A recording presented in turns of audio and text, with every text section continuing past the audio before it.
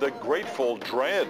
The musicians in the industry know that he's the real deal. He's Jason Wilson, a white guy from suburban Toronto who's making a name in reggae. A feature report. The National. From the Canadian Broadcasting Centre, here is Peter Mansbridge.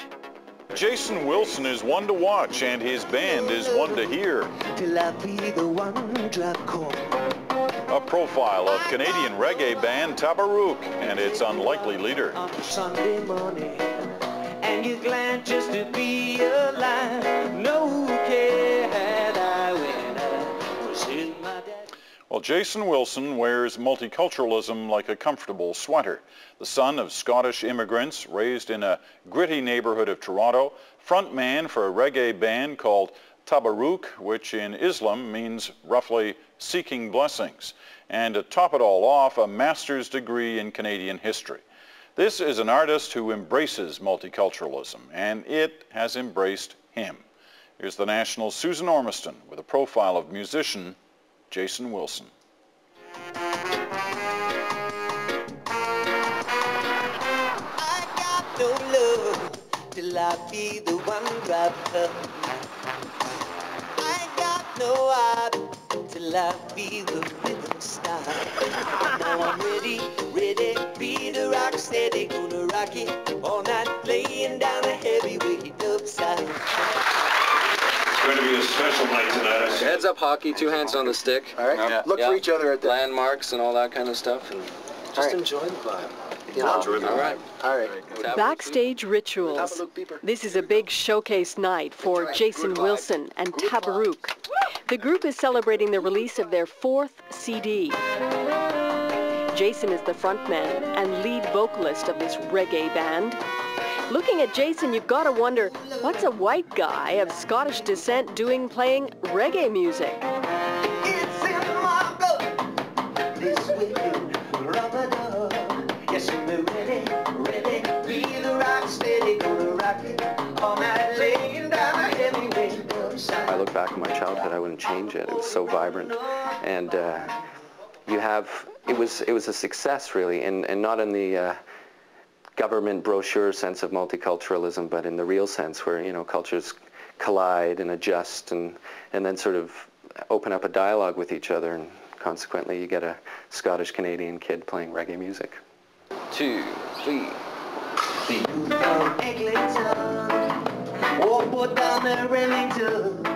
Tabarruk rehearses in a gritty West End Toronto warehouse called Rat Space.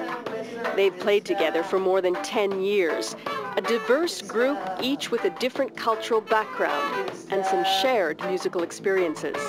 A rainbow band, much like the kids Jason hung out with as a teenager. Jason grew up in the Downsview suburb of Toronto near Keele and Finch, a gritty district with the usual urban problems, crime, poverty, drugs, but also a good spirit in the community, one of tolerance, vitality, and soul. Jason says he thrived on positive experiences as a youth, but he did recognize some racism. Some of my white friends did poke fun at me for playing reggae music and hanging around mostly with the Jamaican guys, and so, but nothing flagrant. You know, I certainly wasn't beaten up for it or anything like that, but there was the odd jibe.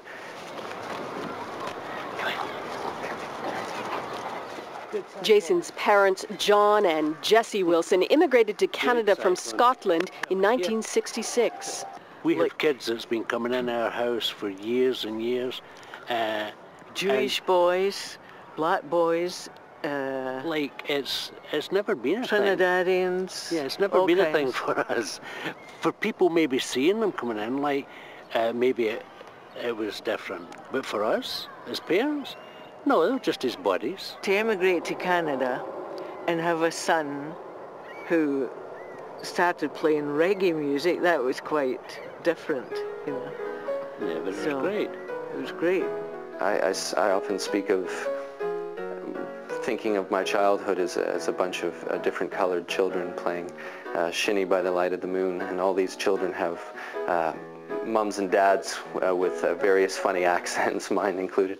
And so, you know, there was a broad representation of nationalities, but certainly Jamaicans had a profound effect on my life, of course. One of them was Richard Harvey. Richard was my best friend, and I think he was my bodyguard too in junior high school. He really, really liked what I offered with my my little keyboard improvisations, and he saw that. He saw the musical potential in me, and I'll never forget him. And certainly he was a huge influence. His family was a Jamaican family, huge influence on my life. Richard's older brother played in the reggae band Messenger. And when I was 14, I got the call that the bass player couldn't make the show. So the keyboard player had to play bass, and they needed a keyboard player. So imagine, if you will, these dreads playing Cafe on the Park on Eglinton with this little 14-year-old kid playing keyboards in the corner, keeping his head down. That was his first nightclub experience. Sadly, his best friend Richard got cancer at 16 and died 2 years later. I got no love till I be the one drop call. I got no eyes. As Jason's passion for reggae grew, he started experimenting with jazz stylings. And now with Tabarruk, his music is a blend of reggae with a strong jazz influence. The band boasts some of Canada's leading jazz and reggae members. Yeah. That's a pasty white boy, yeah. Brown Man Ali plays trumpet. He was born in Trinidad. In 2002, he was named National Jazz Composer of the Year in Canada. In his mind, Jason has had to be twice as good a musician as everybody else. As a white boy playing reggae, I think it's been really hard for him. It doesn't seem to bother him because he's really respected, and the musicians in the industry know that he's the real deal. It's wild, actually, to see a whole room of Rastafari just grooving hard to what he can do. Mark Azali on sax is Brown Man's brother, a Trinidadian too. I mean, I think it's also a uniquely Canadian thing. The fact that we do live in such a multicultural society. So I tend to take a bit of a colorblind approach to things, but having grown up here, and I don't really register color so much. So it didn't surprise me as much until I really stopped to think about it. Then, wait a minute, Scottish guy playing reggae, it is a little weird. Yeah. And Jay draws from his real life. He grew up at Downsview and Keele Street and Eglinton, and like what you heard earlier today, the youth of Eglinton, and that's great. I think it's wonderful because it's really it speaks to his Canadian heritage. It speaks to his personal experience. Jason sings about things like riding the number 41 bus down Keele Street and playing hockey late into the night. Urban experiences infused with Jamaican culture. Clark Williams is Tabarruk's drummer. His heritage goes back to Canada's Underground Railroad. It's been very interesting for me to work with him because it's inspired me to learn more about Jamaican music, having a Jamaican background myself.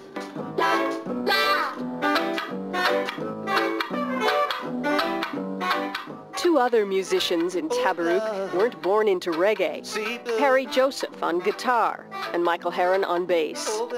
They'll tell you they sometimes get a second look as white guys in a reggae band. I really feel that music isn't a colored thing. That when you put color in music, that's a political statement. Like, I think ownership of music is something that people try to do for extra musical reasons. Music is not a color, so it doesn't matter if you're white, brown, beige, whatever color you are. I mean, this music is given to the world, and we're allowed to just take it, learn from it, grow from it, and be inspired by it. So Jason's the perfect example of that.